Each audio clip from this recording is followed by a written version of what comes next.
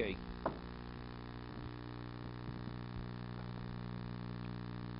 Left off of Yemisa Sayova, page Daf Yudalad Aleph, 2 dots, second 2 dots. The Mishnah says that a Yevoma, that either she's permitted through Chalitza to remarry, or Yemisa Sayova, with the death of the surviving brother. He passed away, he never did Yibum. Gemara says, Minolan, how do we know this? Kal v'chomer. It's Kal v'chomer. Uma ishi bechenek. A woman who's an ish, fully married, with a liability is chenek. Death penalty. Strangulation. Misas abal matiroso. The death of the husband allows her to remarry, permits her. Yevoma she balav. Yevoma, which is only a lav. Yevoma l'shuk. Lo siye shesamet shachutz l'yizor. Lo kolshkein. If death releases her from a more serious relationship, definitely from a less serious relationship. Or says, no, Malay Shasish came Yotza Beget.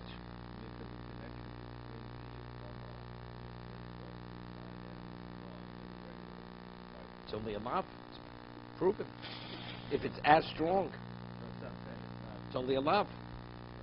So if death is able to sever a more serious relationship, less, definitely. Right? So we asked you, what do we need to come from? It's understood. Why is she bound to the Yavam? Because of the marriage of the first one. Correct? So if the only reason is he's here to perpetuate the name of the deceased, so if the deceased himself dies, she's released. And if he's only the cause, because he's taking over the position of the deceased, could he restrict him more than the deceased? It's understood. We had earlier. What is the basis for the prohibition? She's married to him. So if the man who forbade her to marry, the cause is no longer here, she's permitted. So say the same thing here. Why is she not permitted? Because there's a yavam. So if there's no yavam, she should be permitted to marry. What do I need a kal v'chomer? Right? That's what I asked yesterday. Remember? That's where we left off yesterday. Right? What would be the consideration? Should I need a kal v'chomer, chenek, and a lav? Right? So we said there's a difference. We said the husband who created that relationship, he created it. He dies, gone. It's over.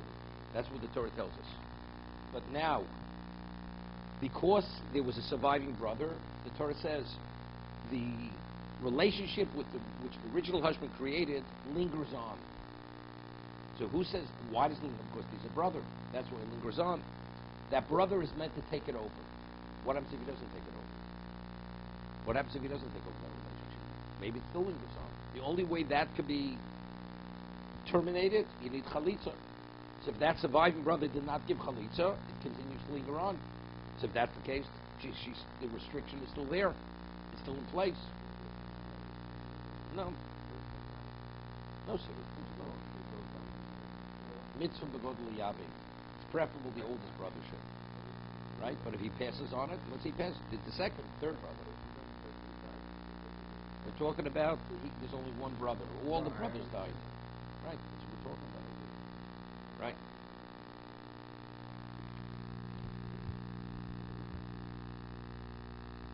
No, see, normally when a person dies, let's say he has children, or there is no brother, the Torah revealed, the moment he dies, it's over. But if there's a surviving brother, the Chiddush Torah, it lingers. The trace of marriage is there. Now, what do you have to do with that? It has to be taken over. Let's say the man dies. No, Chalitza's not it. Chalitza cancels it. Right? But what happens if the brother doesn't do Chalitza and he dies? Who said it's canceled? We only find the marriage is totally canceled out when the husband dies, where there's nobody to take it over. But over here, with somebody who's taken over, once it extends itself, either you need Chalitza or the man has to marry her.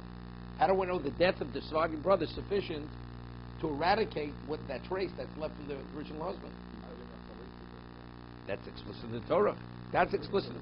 Chalitza is like get. The Torah says chalitza is get. As get terminates it, chalitza terminates it. That's explicit.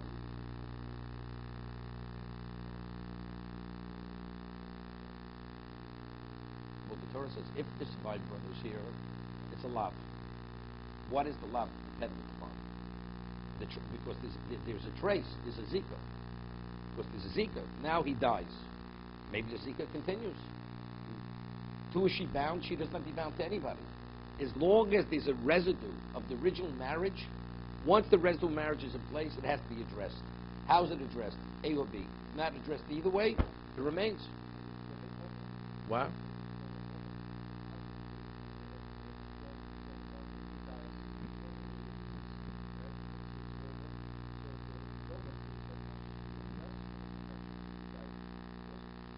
No, maybe there's no comparison. Why there's no comparison? He created it. The husband created that bond. The oven didn't create the bond. This what trace is left from the husband. So maybe there's a difference. So I make a kal v'chomer. But the Gemara still is not, even with the kal v'chomer, the Gemara is not satisfied, because the Gemara is going to ask. We'll see in a moment. Mali shishken yotze beget. Tom b'zusheni yotze beget. What happens if the Yovam gives a get to the Yavama, not Chalitza? Does it terminate it? Does it say? If get could terminate a relationship which carries the liability of the death penalty, it shouldn't terminate a relationship which is only allowed, right? What? But it doesn't. So you see that even though something is more effective, we have a more serious relationship. It's not effective where there's a lesser relationship. So just because death permits a more serious relationship to be terminated, maybe where it doesn't allow it. Just as get is not effective in a lesser relationship, it won't be effective. Over here, death won't be effective in a lesser relationship. Wait a second. So Gemara says, Honam yotze b'chalitza. No. Because chalitza is the equivalent of get. So Tosas over here says, even though, but get doesn't work. Seemingly, it's a pircha, right? Get factually, you cannot terminate the zika with the get. First, you have chalitza. So, right? So Tosas says, came the chalitza boken get, lochosh lepircha. It's not, you have to understand it. But factually, get doesn't work. So the way I understood it is this way. The Torah, there is a mechanism that could terminate the relationship. Let's say you have a large key. Can't fit into a small hole. Well, but you realize this large key could open a door which weighs a ton. And here, a door which weighs 100 pounds, you can't open it. You know why? Because the hole is too small.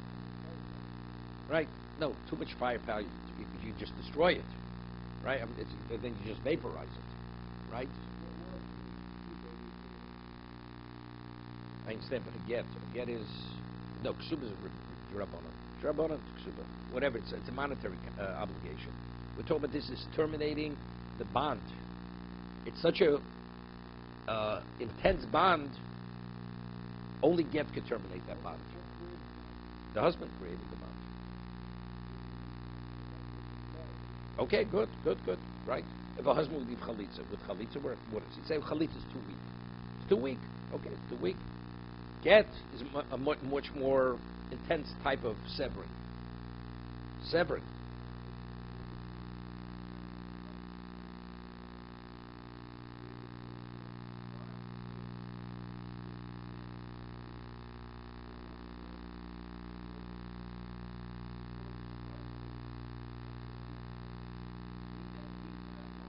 That's what I'm saying. Otherwise, you'd say, but factually, get doesn't work by Yavama. So doesn't that see that automatically it means to say you don't understand the whole inner working of how you terminate a relationship.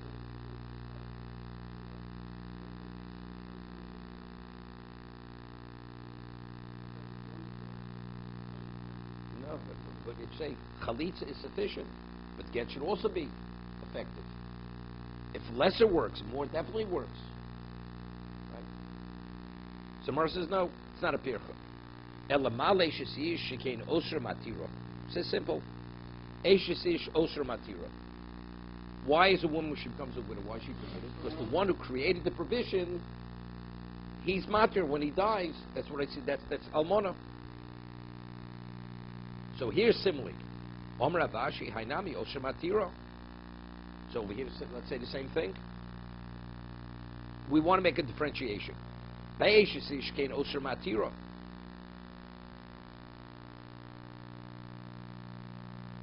But over here, maybe not. It's like I explained it. Over there, because he created the provision, the husband. So, and why? What was the basis for the provision? Because he's connected to her. So he's no longer here, so she's permitted. But over here, he didn't create the zika. The Yavim didn't create the zika. The husband created the zika. This is a residue of the original marriage. So maybe his death doesn't terminate the zika. Now, once he does Yibum, it's his wife. He's a wife, right? She's a widow. She's a full widow, right? So now the Gemara wants to say, but by the Yavam, he's not the Oser. Omer Ravashi, so Ravashi answers, which is a chiddush. Hanami Oser Matira. Yavam Oser, Yavam Sharilo. So it's saying, even though we say he didn't create it, but why does the Torah allow the Zika to linger on? Because there's somebody to take over the Zika. But if there's nobody to take over the Zika, Torah wouldn't have allowed it. So even though the Zika came into being, but it only exists in being as long as there's a Yavam who could address it. But if the Yavam can no longer address it, it naturally terminates itself. He has the same status as the husband. Yeah, but there's a difference. You have to add a piece. No, not that it came into existence. Yeah, but let's talk about before Ravashi answers it. Okay, who created this relationship, this bond, the husband? Except the Torah says, since the husband's no longer here, rather than being chenek, it's a lav. Because she's referred to as a woman in waiting. She's a woman in waiting for the Yavam to perform evil. Right? But what does that mean, she's in waiting? Why in violation of a lav? Because there's a residue of the marriage which he has to take over. Okay? Now he dies, the Yavam. We only see that the one who created it, when he dies, the Torah says it's terminated. But over here, the Zika extends itself because it's meant to be taken over. Now the Yavam dies. You're right. It only extended itself initially because Takom Hashem. So the surviving brother should perpetuate the memory of the deceased. That's why it remained. But once it remained now, how do you terminate it? The person's no longer here to terminate it. So I'd say maybe it continues. On that, Ravashi is saying, since initially it only extended itself because this man was here, now that he's no longer here, itself terminates. You understand? No, but I'm saying it's not such a simple logic. That Ravashi is saying that's the logic. Right. Now Ravashi is saying we don't need a kal v'chomer. You don't need a kal v'chomer. You don't need a kal v'chomer. Correct. Okay, right. So, what?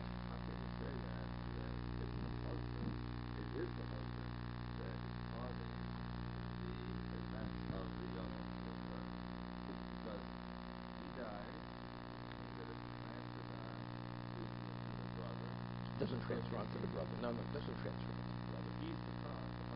No. So the husband dying if there would be no brother. It's understood. The Torah says explicitly, a widow's woman is right. That Torah says. In what case? Where there are children, or there's no surviving brother. It's understood. So what does the Torah say? Who osra hu matira? That's what the Torah is saying. But what about if there's a yavam? Even though who osra, his death doesn't allow her to become permitted. Why? Because there's a zika that has to be taken over. But factually now there's a zika. It has to be taken over. Now the brother dies. The zika was not taken over.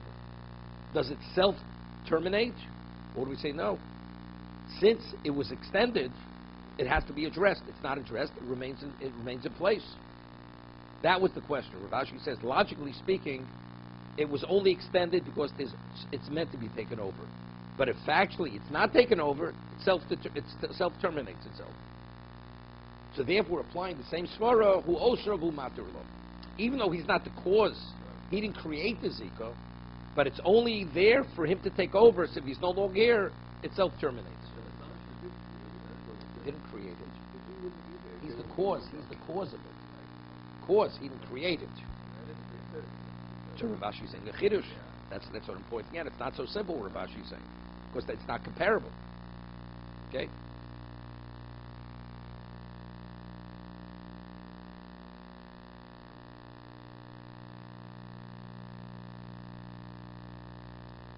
Now the Gemara asks a question. An Eishes Ish should be able to be permitted to remarry with chalitza, not only with get. The get Torah says explicitly in Kusla Sefer Creatures. So we know get. What a chalitza? Chalitza I'm able to learn from Kal V'chomer. Uma yivom sheni yotze beget. Yotze b'chalitza a yivoma which get cannot terminate the zika. But chalitza does terminate the zika. Zushi yotze beget. So the fully married woman, where her relationship is terminated with a get, enodin she yotze b'chalitza.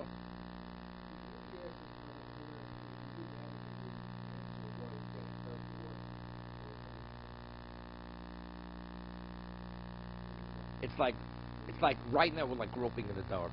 We don't understand. Like you're just like putting pieces together. This doesn't work and that does work. So this here it definitely should work. Like if you want to compare it to a large key and a small key, the reason why get doesn't work is because you can't fit it into the hole. Right? It's a whole different concept. I'm not sure if the Talmud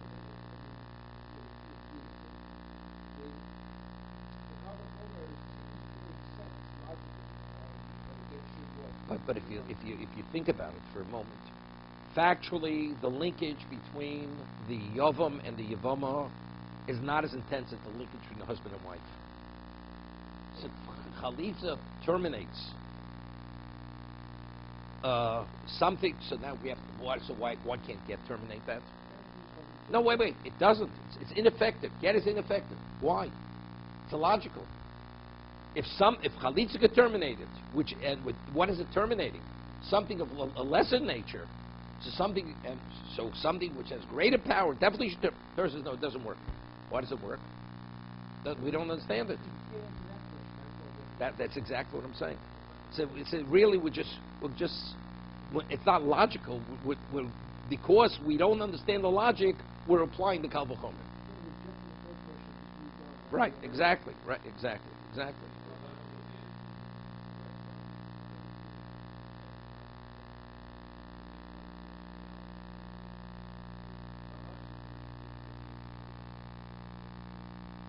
doesn't make a difference.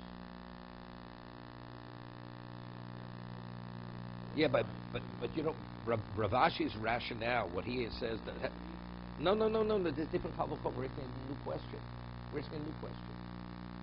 You should be able to terminate a marriage with Chalitza. Because get doesn't work by Yavama, right? And Chalitza does, so if that's the case, Chalitza should work by a full marriage, a fully married woman. So because we don't understand why get truly doesn't work. The answer is Xeris HaKosov. And the Gemara is going to ask the question now. Omar Kro, we'll see in a moment. Omar Kro, Sefer Krisus. It says, V'kosov lo Sefer Krisus. Sefer Korsov ain't Dovracha Korsov. Xeris HaKosov. The reason, the Kal V'chomer really is valid. However, because I have Xeris HaKosov, Torah says get works, Chalitza doesn't work. So what do we say? Really, Chalitza should work. Right? Why doesn't it work? So that's the answer. Xeris HaKosov. We don't understand. No, we're going to ask the next question. That's the next question. Right? This next question. If, in fact, Chalitza works and get doesn't work, that means that so then Chalitza definitely should work for a fully married woman. The answer is why doesn't? Torah said it doesn't work. You want to understand why it doesn't work? You'd say, well, it's not sufficiently strong. Right? Chalitza is not strong enough to terminate. That's what the Torah is revealing. So now the next question is a question. So if Chalitza is not sufficiently strong to terminate a full marriage, so a partial marriage, get definitely should terminate. So that's the next Kal V'chomer. No, but now once we've established that fact, Now this is a coach in Kal V'chomer. Right. Except, the first thing we know is not because of logic. We know because It's just exactly right. Doesn't work. Now the guest should work for your bum. Now that the Gemara is asking now. Right. So if now we're saying chalitza doesn't work for the get, for the fully married woman, the answer is because it's not sufficient. So get definitely should work for the Yavama.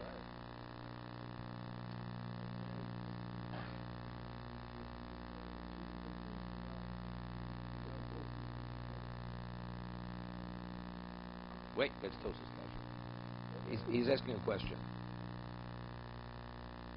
The Gemara is asking, Eishasish should be permitted with chalitza. So what kind of comparison is it? One's a lav, one's Mrs. Besdin. The Gemara says we should make a kal v'chomer if chalitza is effective by Yavama and get is not. So definitely chalitza should be effective in regard to the Eishasish. So right? That was the first kal v'chomer. The first kal v'chomer. Wait, good. So Tosas asks from Toba, Ikal lemifrach malei vom shkein b'lav, l'chein didu sheteitze b'kal. Right? The reason why you need a lesser procedure for Yavama because it's only a lav. And this is basically what we were asking. But Eishes Ish, which is Mrs. Besdin, you need a more powerful severance to sever it, to terminate it. Toba Eishes Ish, b'misa. So Tosa says, Yeshlom kevishom atzidu shachlitzim apkasi surah, ein lechal beichov lekal. And he cites a Gemara in Yevomis that once we find a mechanism that the Torah releases a person, it doesn't make a difference whether it's more intense or less intense. It's a mechanism which releases the person from a bond. That's the Gzer Sekosov. Okay, shows from the Gemara in Yevomis that we don't make such a differentiation. Whether it's Chomer or Kal, so that's Kal V'chomer. So if get, the Torah says, doesn't work by Chalitza, and it works, and Chalitza works by Yevomis, it definitely should work. We should apply it by Ishes Ish.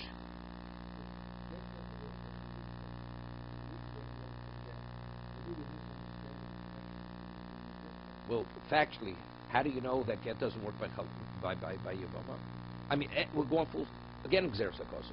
I mean, that's the answer on both sides. Right. If that's the case, if there's words on both sides, maybe the connection between maybe we don't really understand it the other way. We don't understand it. We don't. Well, let me explain. You know, I think this has to be predicated on the Ramchal. The Ramchal says that every machlokas in Shas, Beisham, Beisil, whoever they're arguing, what's the basis for the machlokas? No, what's the basis? There's an argument in the Masorah. They're only citing psukim to prove that their Masorah is more accurate. That's every machlokas in Shas. I'll prove to you that I'm right because how do you reconcile this pasuk? How do you interpret this pasuk? But what is the basis? Each person has a Masorah from his Rebbe. That this is the halacha. To prove my Masorah, I cite psukim. We have Masorah, get does not work by Yavama. Doesn't work. Why doesn't it work? That's our Masorah. So if you start with Masorah, then we can already enter into the Kal V'chomer. Can enter into the Kal V'chomer. So if Chalitza is the only thing which terminates a Yavama, and get doesn't, so Chalitza definitely should terminate a marriage. So we answer no, but it's a pasuk. The basis for the Masorah is the pasuk. And the pasuk says, get and not Chalitza. We have Masorah, Chalitza, so now we have to question our Masorah. Is the Masorah accurate? That get does not terminate a Yavama. Because Kal V'chomer, logically, it should be the other way. The answer is we also have the pasuk. We're coming to verify that the Masorah is correct. Maybe Chalitza works by Yavama, it works, but maybe there's some other mechanism that could terminate it. So we keep quoting psukim on both sides of the equation to clarify what exactly is the Masorah. That's what the Gemara is doing right now. He proves it. The Gemara says, he even cites the Gemara at the beginning of kiddushin. Ishnik's kesef shtar biyah. The Gemara says, kesef menolon. What do you mean kesef menolon? Meaning kesef, we know kesef. How do you know kesef? The Gemara is not saying, I have a pasuk How do I understand this pasuk? The Gemara is already predicated on the fact we accepted kesef. We have kesef. How do you know this kesef? The answer is because that's the Masorah. Kesef menolons, and what is the source of kesef? And throughout Shas, it always states the fact. Then there's what's the source?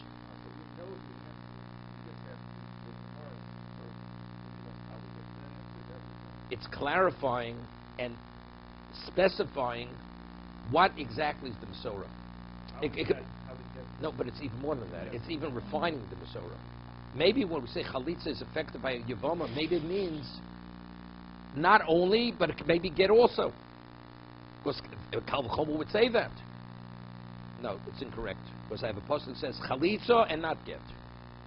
And maybe when it says get is affected by marriage, maybe it means not only get, maybe even Chalitza. Why?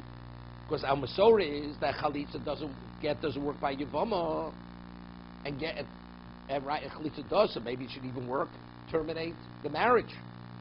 So going back and forth only to clarify what exactly the Masorah is, and by citing Psukim.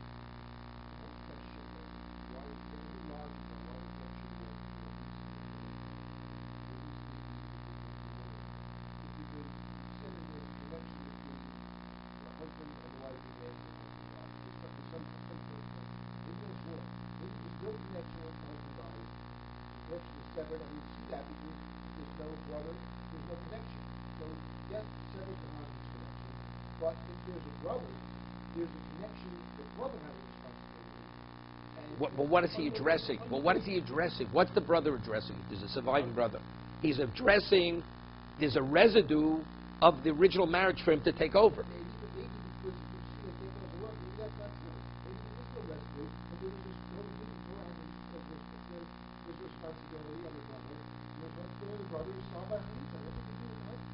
What's Chalitza? So what's the connection? Chalitza definitely terminates. Terminating what? If there's no linkage, what are you terminating? So evidently, that's what we call Zika. This is Zika. Zika means there is a linkage. It may be a weak link, but there's a link there. That link has to be broken. Has to be severed. How do you sever it? You sever that with Chalitza. That's how you sever that link. Okay?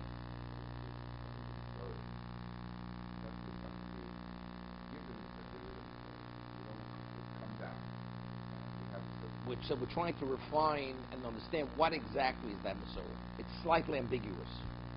So we're trying to refine and establish exactly what that Masorah is. No.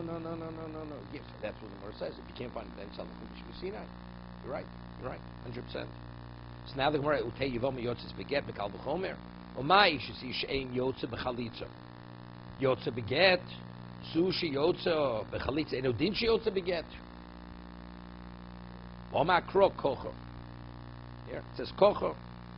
The kochi kuva. What it says kocher means it must be done this way. What's the inference? This way, and no other way. Kocher is what? Is a limitation. It's ma'akev. So Mar asks. So we have kocher. It says kocher yeosa lish. This which should be to the base chalutza. Now this is what should be done. Kocha is an expression of it has to be done this way. No, it's not. It's not. We'll see in a moment. It's not a limitation. Kocha is an expression of equal. It must be done this way. Because the Gemara is going to cite. We have a case. Whenever the Torah says chukah, it's a chok. Chok means chok v'lo yavo. It's a statute, right? That's what it says. So here, koch is similar to chukah. We'll see in a moment. Yeah. We'll see in a moment. Because we'll see what the more answers. We'll differentiate. Koch is an expression ikuva, like the Gemara says in always kochim shina olav akosav la'akev. Regarding kochim, when the Torah reiterates something, repeats something twice, that's the indication it must be done this way.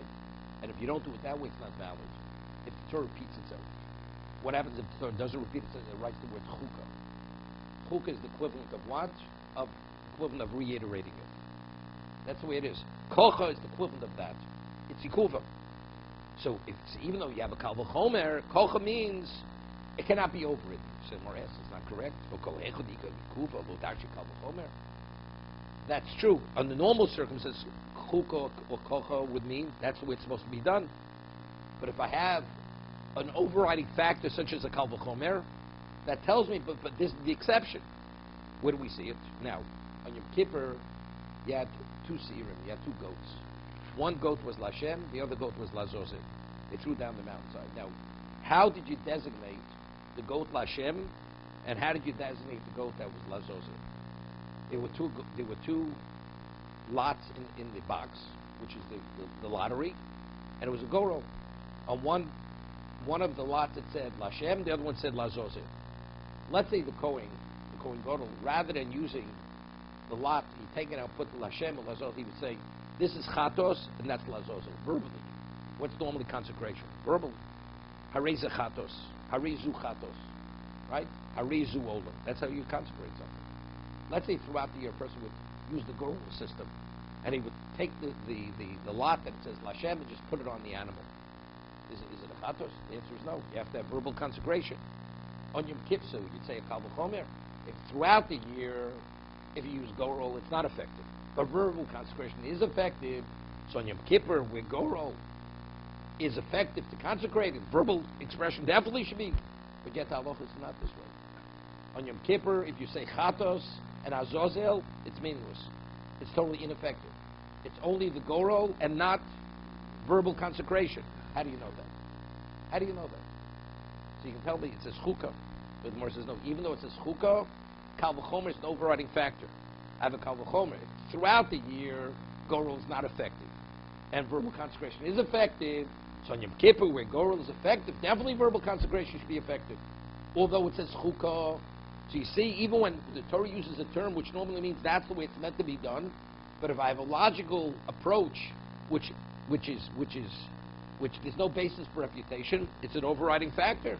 So similarly here, even though it says kocha, I should employ the kal v'chomer to tell me that chalitz is not effective for a full married woman, and yet is, and here chalitz is effective, definitely get should be effective. That's the Gemara's question.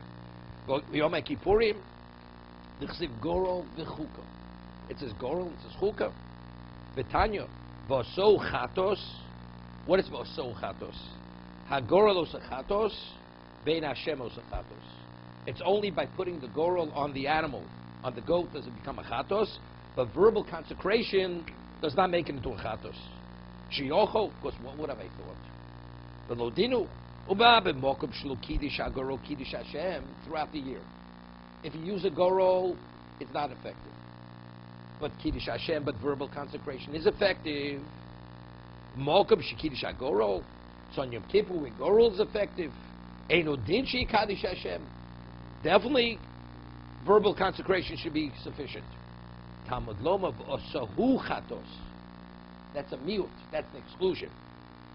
Agorol osa chatos ve'en Hashem osa chatos. So it's only because I have that miut. I have that exclusion. Even though it says chukah, time or demite kro, it's only because I have an exclusion v'osahu. Only this way, no other way. Holafochi. But even though it says chukah, which normally says that's the way it must be done, Dashin kal v'chomer, the logical approach becomes the overriding factor. Avagav d'chsiv be'chukah, although it says chukah, so if that's the case over here, although it says kocha, the kal v'chomer should be the overriding factor. So if that's the case, get should be able to terminate the connection. The ziko as chalitza terminates it. Right? That's the Gemara's question.